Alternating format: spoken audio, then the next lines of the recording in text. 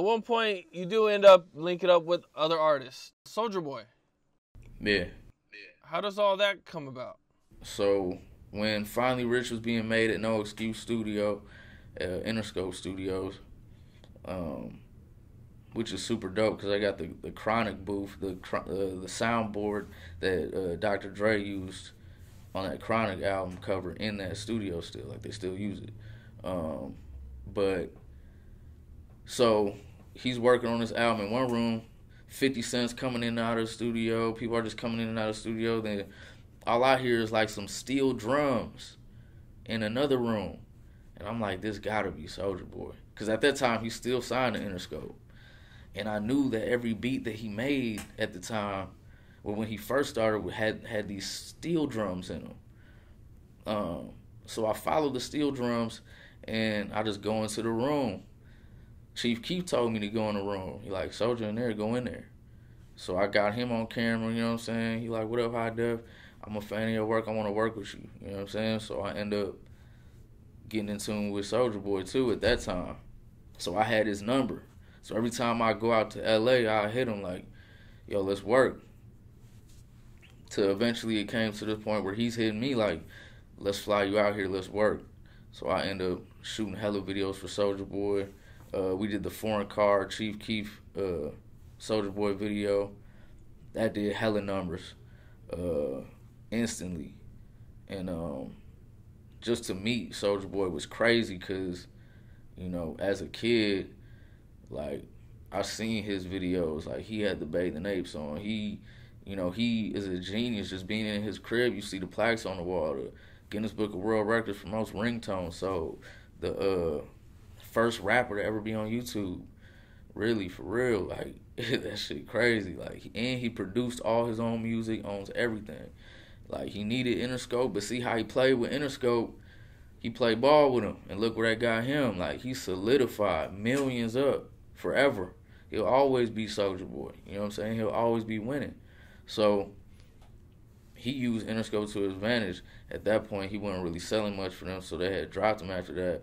But he in a good position for life, you know what I mean? And it was just crazy working with him because I seen people like the Migos go there and be like, yo, we used to wait outside your shows, you know, when you were performing in Atlanta. And, you know, we look up to you, like, you for real big Soulja.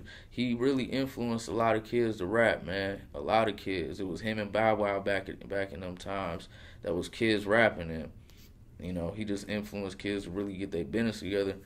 You know, marketing themselves, branding themselves. He's just a genius, bro. Genius. You can say whatever funny shit you want to say about Soulja Boy, but that nigga's a real nigga, for real, bro. Like for real. One of the coolest people I ever met, for real, in that industry. Because the industry, a lot of people ain't really who you would think they would be in person. You know what I'm saying? And he just ended up being one of them authentic ones that I don't think gets enough credit to this day. But he's a mogul, for real, icon. Well, I guess you ended up staying at his house for like a month? Yeah, stayed at his crib for a month. This was in January, I think 2014. And, yeah, we was out there. I was shooting videos for him, shooting vlogs for him. We working. And then Fredo and them, Fredo, Ballout, and Tadoe came out to chill with Soulja Boy as well. So I'd already been there. And, you know, I'm getting my money together at this time. Like, I'm not really just following, you know, Glory Boys around like that no more. I'm kind of moving around, you know.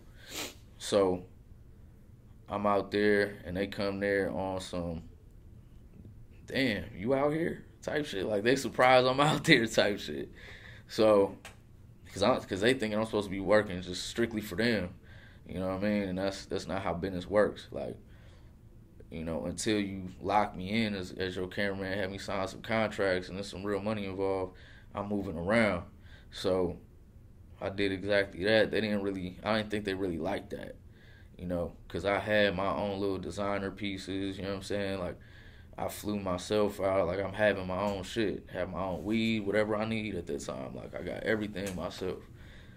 Um, and they couldn't really move like that. They had to get money sent to them. They ran out of their money while being there. So we ended up having to go to some Western Union. Fredo had to get some money. And I'm driving Soulja Boy's car. Ain't got no front license plate. We're like in Burbank, California. Fredo did not get his money. There was something going on. He was mad about that shit. So we all in the car. We go to a dispensary, get some weed, get some edibles, get all types of crazy shit, wax, all types of shit. So we driving back. Police pulled me over. Talking about some ain't no front license plate in your car. I'm like, oh, hell no. At that time, niggas is throwing everything in my lap. You know what I'm saying? Like, throwing all they weed in my lap, you know what I'm saying, wax, edible, all that shit in my lap.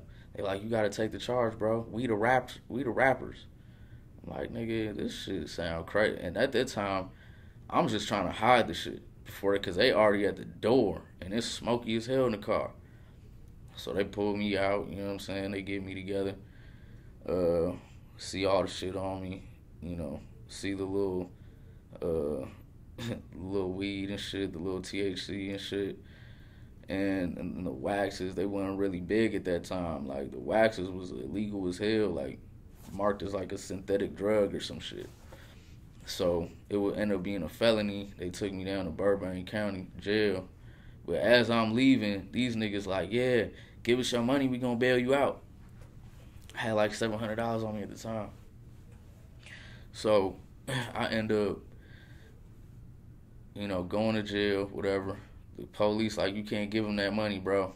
He going. And they like, we wasn't finna bail him out anyways. We were just gonna take his money.